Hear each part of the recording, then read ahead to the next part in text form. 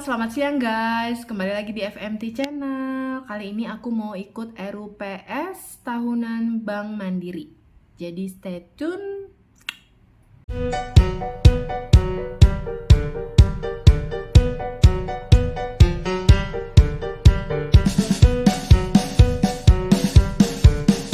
Guys, kenapa aku pilih online by Easy Kese? Karena kemarin aku punya pengalaman kurang baik di Bank BRI, di mana aku udah antigen tapi tidak boleh masuk. Jadi, today aku mau pilih untuk Easy Kese. Oke?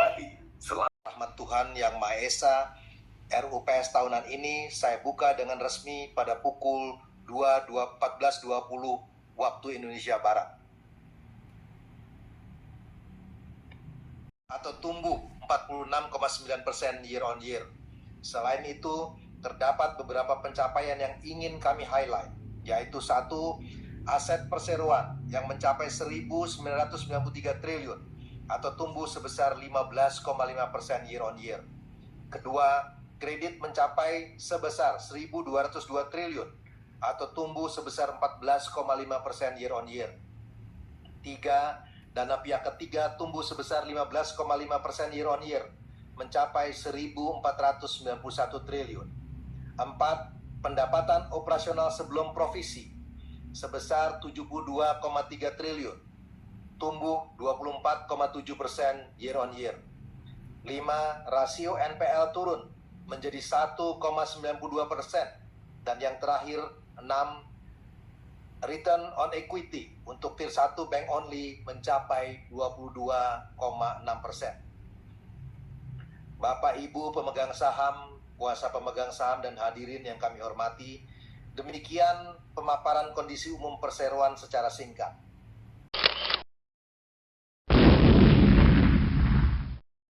Pertama, persetujuan laporan tahunan dan pengesahan laporan keuangan konsolidasi perseroan, persetujuan laporan tugas pengawasan Dewan Komisaris, serta pengesahan laporan keuangan program pendanaan usaha mikro dan usaha kecil atau PUMK untuk tahun buku 2022.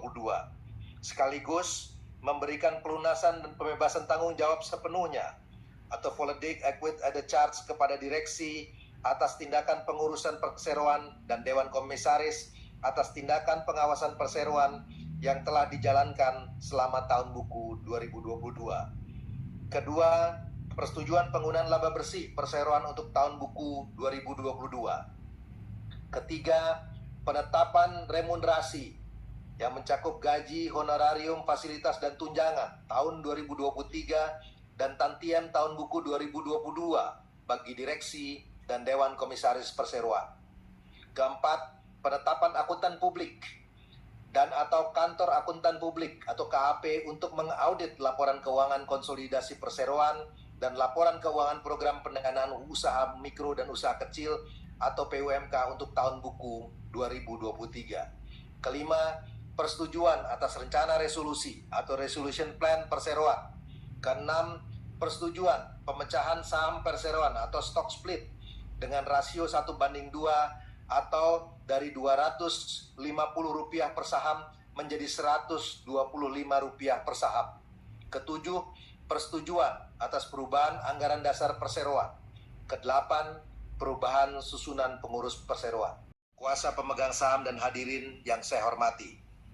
Selanjutnya, sebagaimana tertuang dalam pasal 21 anggaran dasar perseroan, persetujuan atas laporan tahunan, termasuk laporan tugas pengawasan Dewan Komisaris dan pengesahan laporan keuangan, serta pengusahaan laporan keuangan program PUMK oleh RUPS, berarti memberikan pelunasan dan pembebasan tanggung jawab sepenuhnya atau Voledic Equity at the Charge kepada para anggota direksi dan Dewan Komisaris Perseroan atas tindakan pengurusan dan pengawasan yang telah dijalankan selama tahun buku 2022 yang lalu. Sejauh tindakan tersebut tercermin di dalam laporan tahunan keuangan, laporan tugas pengawasan Dewan Komisaris, dan laporan keuangan program PUMK serta telah sesuai dengan ketentuan yang berlaku. Untuk mata acara ini, saya memberikan kesempatan kepada Direktur Utama untuk menyampaikan penjelasan kepada pemegang saham mengenai kinerja keuangan perseroan. Untuk penyampaian materi tersebut, Direktur Utama dapat menunjuk anggota direksi lainnya. Pertama, perkembangan ekonomi makro dan perbankan nasional tahun 2022. Kedua, kinerja keuangan perseroan tahun 2022. Ketiga, pemaparan tentang strategi bisnis perseroan tahun 2023. Dan keempat, pemaparan laporan keuangan program PUMK tahun 2022. Bapak dan Ibu pemegang saham, kuasa pemegang saham, dan hadirin yang kami hormati. Di tengah kondisi perekonomian global yang mengalami tekanan di sepanjang tahun 2022, perekonomian nasional tetap mampu menunjukkan pertumbuhan yang solid di level 5,31% di tahun 2022 yang lalu. Pencapaian yang baik ini ditopang diantaranya dari berlanjutnya perbaikan permintaan domestik dan tetap tingginya kinerja ekspor, serta daya beli masyarakat yang masih relatif kuat di tengah kenaikan inflasi akibat penyesuaian harga BBM. Kinerja perekonomian yang baik tersebut salah satunya merupakan hasil dari kebijakan regulator maupun bank sentral yang efektif.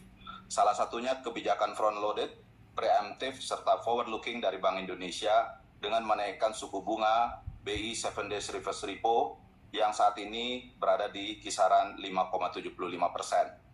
Selain itu, berbagai leading indicators perekonomian domestik sepanjang tahun 2022 juga relatif stabil, tercermin dari Purchasing Managers Index terjaga di level ekspansif yaitu 50,9, diikuti pula dengan Retail Sales Index di level 217,8 pada Desember 2022 yang lalu.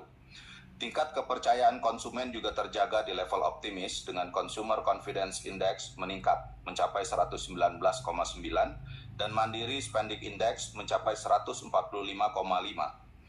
Adapun sampai dengan Februari 2023, berbagai leading indicators tersebut juga tetap pada trajektori positif yang mengindikasikan resiliensi perekonomian Indonesia di tahun 2023 dalam menghadapi meningkatnya risiko global. Seiring membaiknya berbagai indikator perekonomian dan sistem keuangan domestik, stabilitas sistem keuangan di Indonesia hingga akhir tahun 2022 terus menunjukkan perbaikan. Kinerja sektor jasa keuangan dapat terjaga dengan intermediasi tumbuh di atas ekspektasi. Kredit perbankan pada tahun 2022 tercatat tumbuh sebesar 11,35% year on year, dan dana pihak ketiga juga tumbuh cukup baik sebesar 9,01% year on year.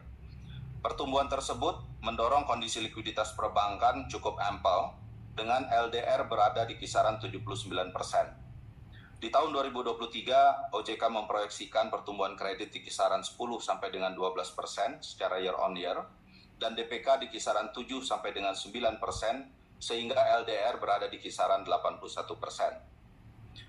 Perseroan turut menangkap peluang pemulihan ekonomi di tahun 2022, sehingga kami berhasil mencatatkan kinerja keseluruhan dengan solid di sepanjang tahun 2022, yang antara lain tercermin dalam beberapa highlight pencapaian sebagai berikut. Yang pertama, laba bersih secara konsolidasi sebesar 41,2 triliun rupiah, tumbuh 46,9% year on year. Kedua, kredit konsolidasi tumbuh double digit sebesar 14,5% year on year menjadi 1.202 triliun rupiah. Ketiga, dana pihak ketiga konsolidasi mencapai 1.491 triliun rupiah dengan rasio dana murah atau kasa bank only mencapai 77,6%. Pencapaian ini menempatkan perseroan sebagai market leader kasa di tahun 2022. Keempat, non-performing loan bank only mencapai sebesar 1,88% atau turun sebesar 93 basis points year on year, dengan rasio coverage NPL mencapai 311%, naik 49% year on year. Kelima, rasio net interest margin bank only mencapai 5,16% atau tumbuh 43 basis points year on year. Keenam, secara keseluruhan, return on equity bank only mencapai 22,6%, tumbuh 638 basis points secara year on year. Dan ketujuh, terakhir, permodalan perseroan masih kuat dengan rasio CAR bank only berada di angka 19,46%. Di akhir tahun 2022, ending balance kredit secara konsolidasi mencapai 1.202 triliun rupiah atau tumbuh 14,5% year on year, di mana hal tersebut masih lebih baik dibandingkan dengan pertumbuhan kredit secara industri sebesar 12,6% year on year. Pertumbuhan kredit ditopang oleh semua segmen yang tumbuh double digit year on year, diantaranya segmen corporate sebesar 11,9%, segmen komersial sebesar 13%, segmen SME sebesar 12% dan mikro sebesar 15,3%. Selain itu, perusahaan anak perseroan juga membukukan kinerja yang sangat baik dengan pertumbuhan double digit sebesar 21,4%. Sejalan dengan pertumbuhan kredit, likuiditas perseroan tetap terjaga dengan sehat, di mana dana pihak ketiga perseroan tumbuh secara double digit menjadi 1.491 triliun rupiah, yang sebagian besar pertumbuhan DPK didukung oleh giro dan tabungan yang masing-masing tumbuh sebesar 31,2% year on year dan 13,5% year on year. Pertumbuhan ini membawa rasio dana murah atau kasa perseroan di kisaran 77,6% secara bank only dan 73,4% secara konsolidasi. Bapak Ibu pemegang saham dan kuasa pemegang saham serta hadirin yang kami hormati, Perseroan berkomitmen penuh melakukan transformasi digital dan berinovasi untuk mampu bersaing serta dapat menjawab berbagai kebutuhan nasabah melalui 3 inovasi utama, yaitu Super Apps Livin, Super Platform Kopra, dan Smart Brands by Mandiri. Super Apps Livin hadir untuk melengkapi kebutuhan finansial nasabah segmen retail, mulai dari menabung, investasi, pembayaran, dan juga kebutuhan lifestyle.